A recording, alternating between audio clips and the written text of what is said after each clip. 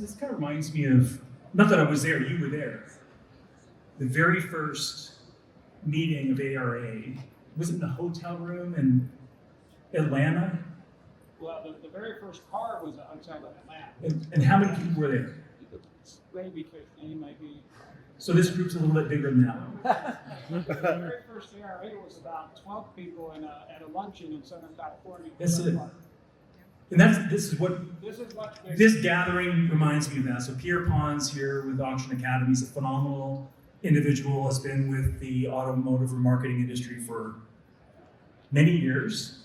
I was reflecting on CAR this year, but this time last year, about April, May last year, thinking, so Bobbitt has been part of the Conference of Automotive Remarketing for almost 18 years, I guess, probably about 18 years or so, maybe longer. And that came about from the founder of Bobbitt and Sher Brown, who thought, we're involved in fleet, we like fleet, but,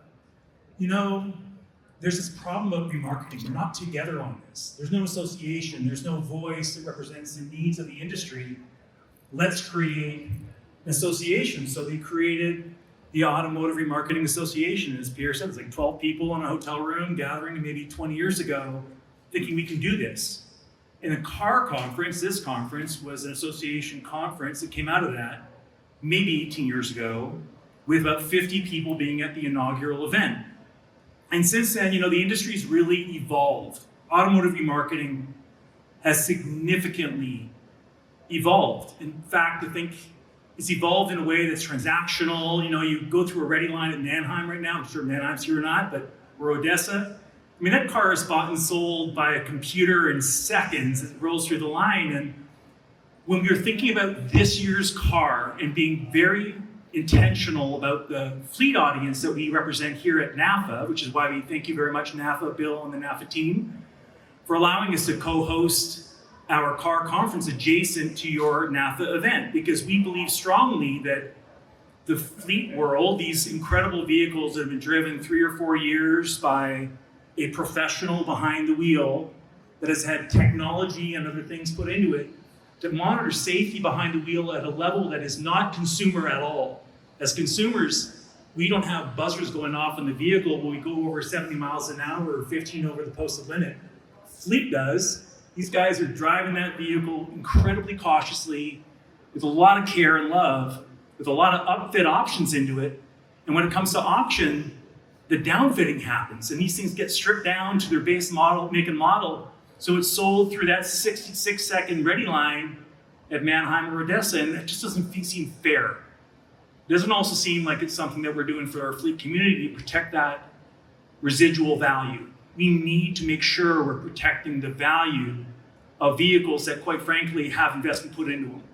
So this year's CAR is different.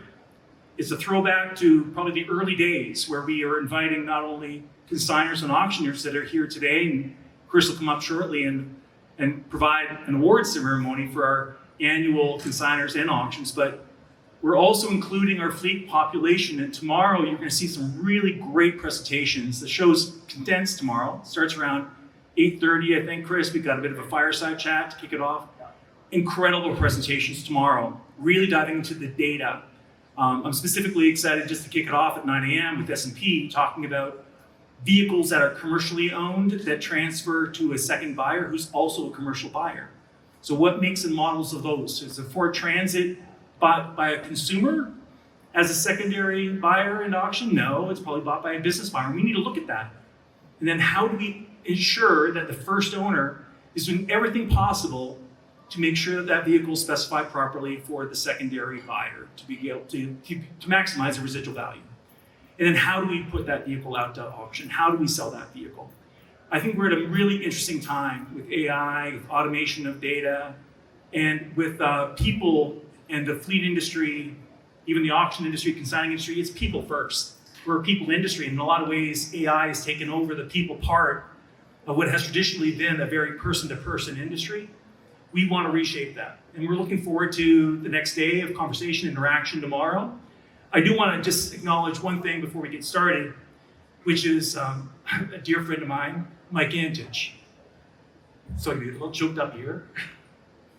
So Mike was really present at the very beginning of CAR, at the very beginning of automotive remarketing.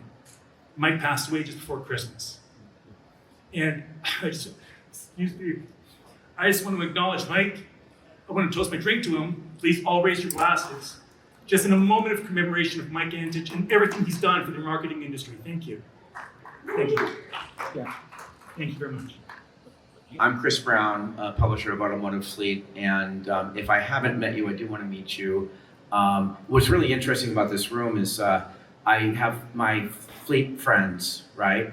And they're mingling with folks that really don't even know my fleet friends, and folks that I don't know yet on the auction side, on the remarketing side. I know I've got really great relationships with all the FMCs, but I really don't know the remarketing side of that. I guess that's my segue into saying that I am the new conference chair for for the Conference of Automotive Remarketing, and I want to integrate with all of you and really figure out how to grow this community, okay?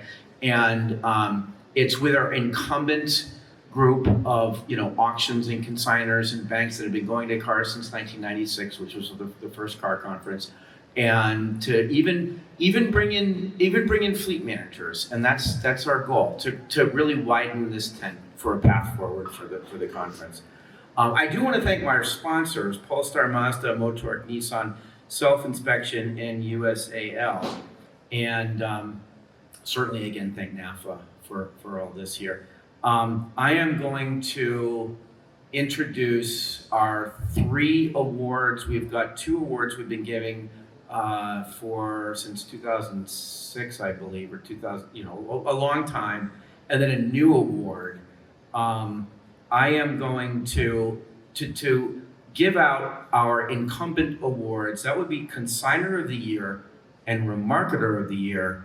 I'm going to invite Pierre Pons from TPC Management up to the stage. Let's give a warm round of applause for Pierre.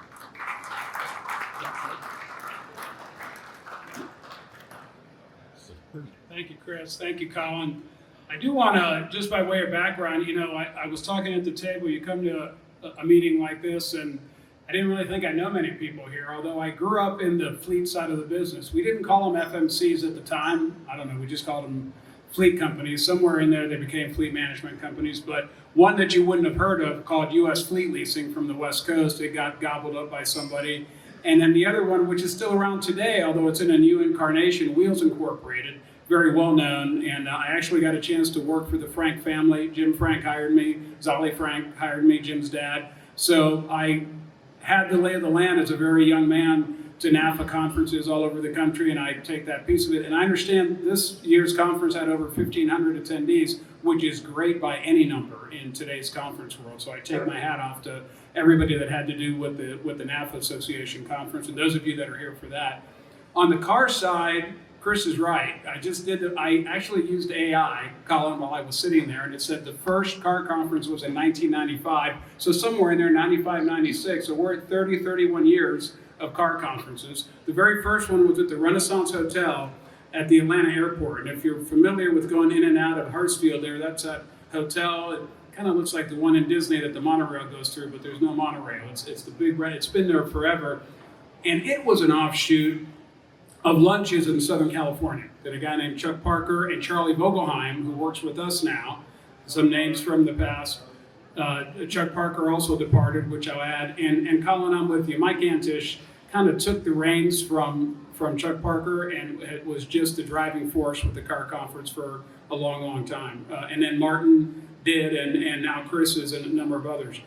You can't talk about CAR without Bobbitt, and you can't talk about Bobbitt without Ed Bobbitt. And he was a mentor to me when he didn't need to be. He was already very well established, and I was just a young pup, and he'd try to keep me out of trouble. But Ed was so important in my career. And Colin, we're so grateful to have you as a steward for what is now Bobbitt and CAR. Thank you. So, with that, I turn to the auction side of the business. For those of you that aren't, I went from the FMC side to the auction side in the middle 90s. And I run a firm called TPC Management. We're a family business, and I like to say we're a family business that works for other family businesses. So my wife and I started it in 1996.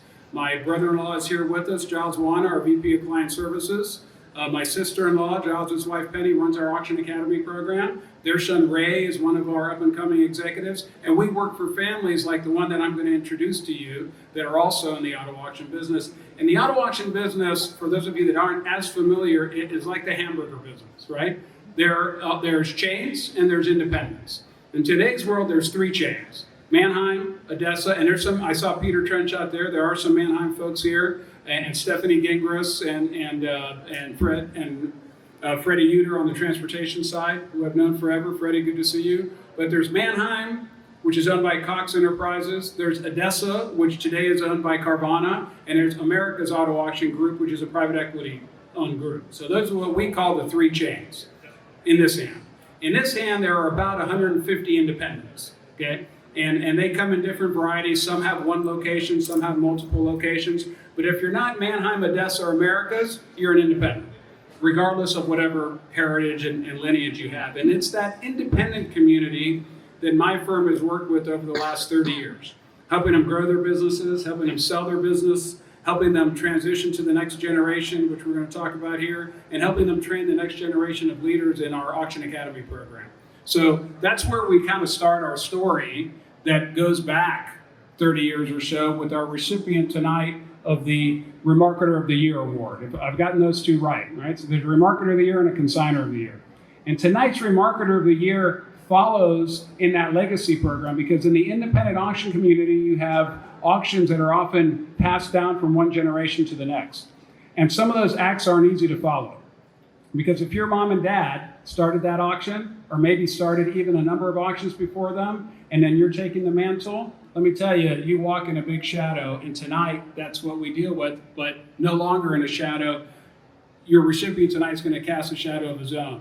And to be transparent, your recipient of the Remarketer of the Year award, Eric Autenreith, has by and large been in the auction business his whole life. He grew up a traditional upbringing that a son or daughter of an auction owner follows, which is parking cars, shining shoes at the auction, sometimes selling snow cones, doing whatever the auction needed. And that was at the Ohio Auto Auction, which his father had started a number of years ago. And you go back in history, and that auction was sold at some point in the 90s to General Electric. And if you go, many of you in the room might not remember, there was a time where the 3 auction chains were Anglo-American, which is the group I was with, Mannheim, and GE. GE was really big in the auction business. In fact, they were all the same size. You get into the middle 90s, they each had 22 locations.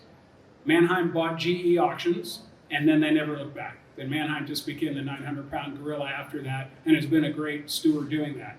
But the Stanley family, Henry Stanley, Eric's father, and mother Patty, sold the Ohio Auto Auction to General Electric. And when you sell an auction or a business like that, you have to sign a non-compete, and you have to go away, and maybe you go retire to Florida, and Henry retired to Florida, and that didn't go well. Retirement and Henry Stanley just didn't mix well. You kept driving by this auction in South Carolina. It was right on the side of the freeway, and he'd take an eye, and Patty would say, don't stop, just keep going down to the west coast of Florida. But one day he stopped, and he ended up buying the auction. The family ended up buying it. And today that auction is Carolina Auto Auction, the premier auto auction of any, barring chains, independents, of any auctions. And just to complete the education on the auction side, of course, we've got salvage auctions, which you don't really talk about within the NAAA too much. You've got insurance auto auctions and Copart. You've got Ritchie Brothers auctions. You have digital auctions. I just saw Jimmy Douglas out there, who's the CEO of Plug, which is an online digital auction for electric vehicles. You've got ACV auctions, which is a digital auction. You've got e-blocks. So the auction community has gotten much different and much bigger than it was, and much more complex.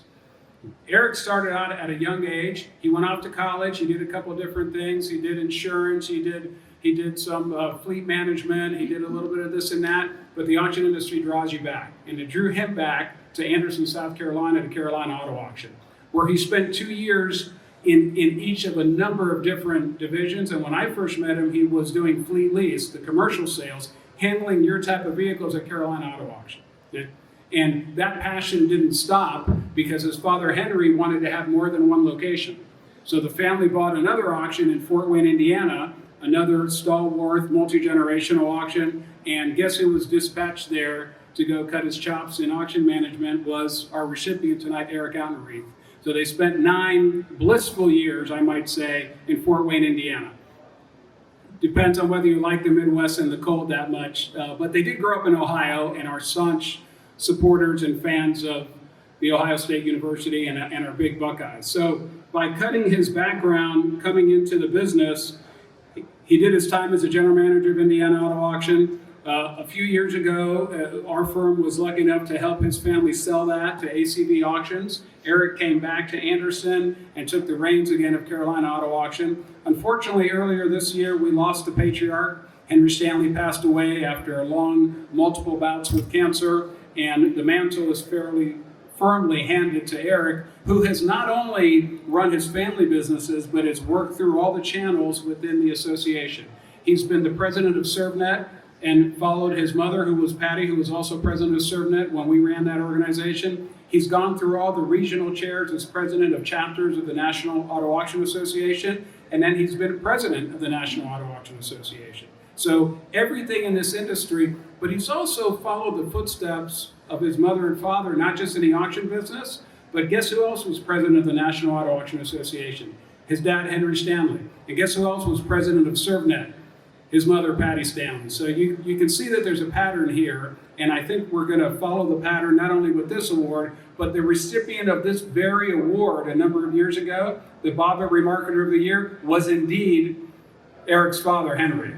So it's just ominous the way that this follows through, and of course both Henry and Patty, as you can imagine, had been inducted into the National Auto Auction Association Hall of Fame, the next step that we'll take for Eric.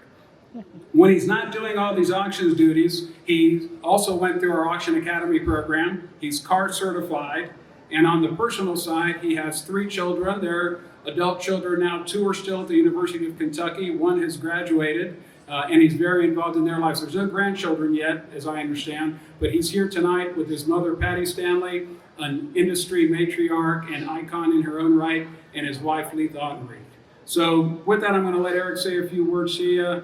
It's just an extreme pleasure and privilege of mine to introduce not only a longtime client, a multi-generational family, but a good friend of mine, Eric Autenreith. Thank you, Pierre. That was, man, I didn't know I had that many words about me. Thanks, Pierre. Thanks, Chris. Thanks, Colin. Thank you to the Bobbit organization for the honor. Humbled to even be considered for Remarketer of the Year. Grateful to have won it. Fortunately, I'm the face of the organization, but it's the team that really wins this award, and well deserving of Carolina Auto Auction. So one of the best teams in the industry. We've got a trophy case that's busting at the seam, but we're going to find a place for this one to put it right in the front. And I know the team will be excited to see us put it in there. So thank you again. Appreciate it.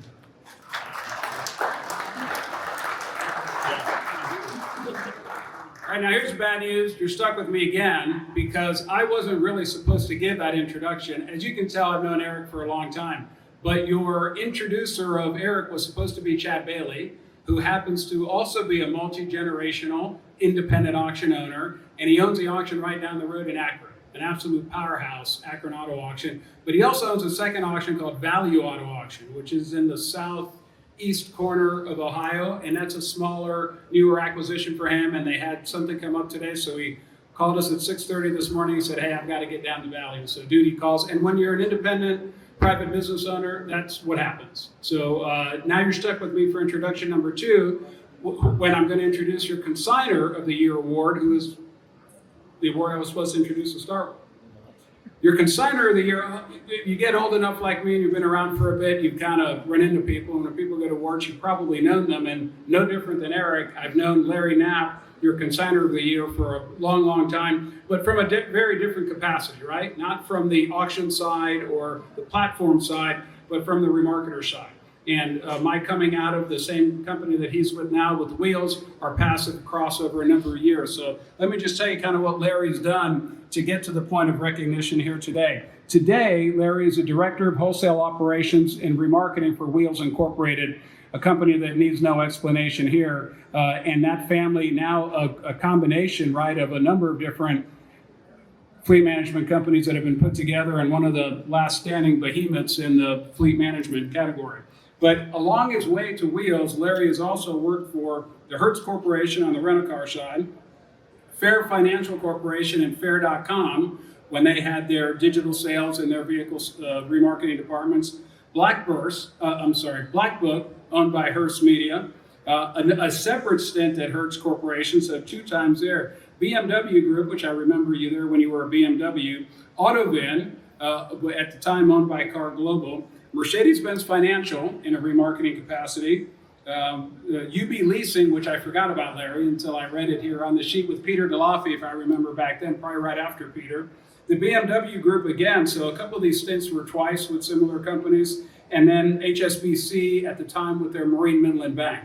So when you get to these points, these awards really become career awards, and they are a span of the career that you've taken over that period of time.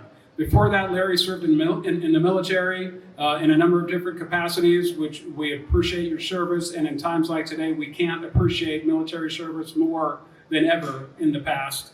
So your Consignor of the Year award really knows his way around remarketing from various different facets, and I couldn't be more happy to introduce you to Larry Knapp.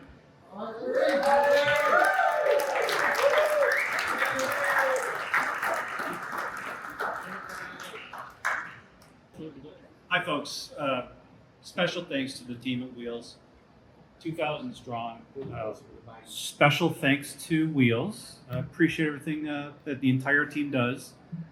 Special thanks to our fleet management customers and our consignors. Thank you, because we would be nothing without you.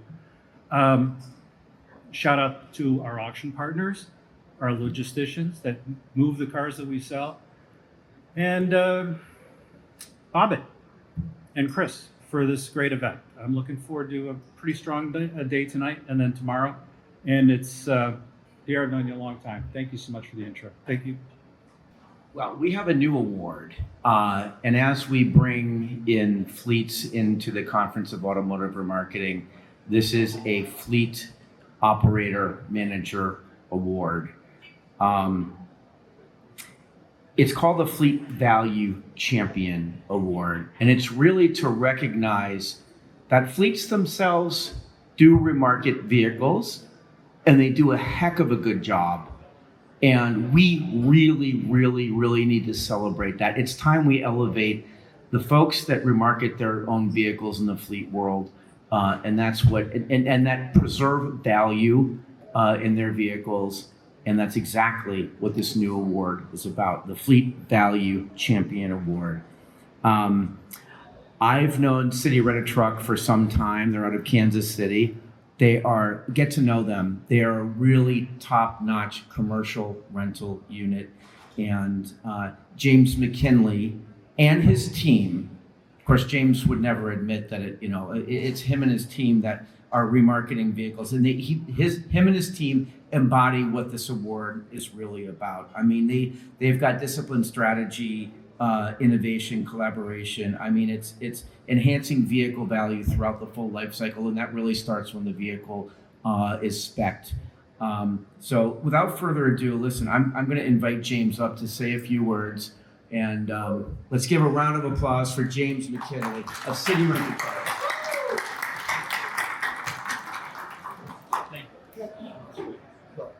Thanks, Chris and Bobbit, for this recognition. Standing here accepting this award is a big deal to me. I started in the wash bay in this business 12 years ago as a porter, and standing up here is a big deal to us at City Rent-A-Truck. I have to start by saying, this is a team effort, and it does not belong to me. The incredible people at City Rent-A-Truck really drove this award and what we have here today and the business we built.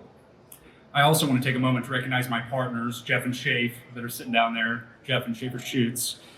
Building something meaningful in this industry takes trust, and you guys have given me that from day one. And Jeff, in particular, gave me something that really means a lot, and people don't know how hard this is to find. A lot of trust, leadership, and a long, long leash. I wouldn't be standing up here today without Jeff Schutz. Fleet value really isn't a single moment in a vehicle's life. It starts from every decision you make, from spec to acquisition to the day you sell that truck. It's choosing the right chassis, the right upfit, and the right deployment. It's keeping that truck working, managing it intelligently, and knowing when to move that vehicle into the secondary market. Every one of those decisions either creates value or destroys it.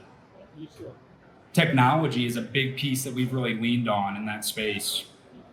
We've leaned into artificial intelligence in our operation and data-driven decision-making, from utilization to fleet management to asset decision or asset disposal decisions. Those have been big, ways we use technology. The results have been better timing, smarter pricing, and a more disciplined overall fleet management process for our business. We've really grown this business through the fleet space, and we're really excited about where we're going. Thanks again to Chris and the CAR team for this award. It means a lot. Thanks for listening. And we're going to see a lot of you tomorrow. So that's awesome. Thank you.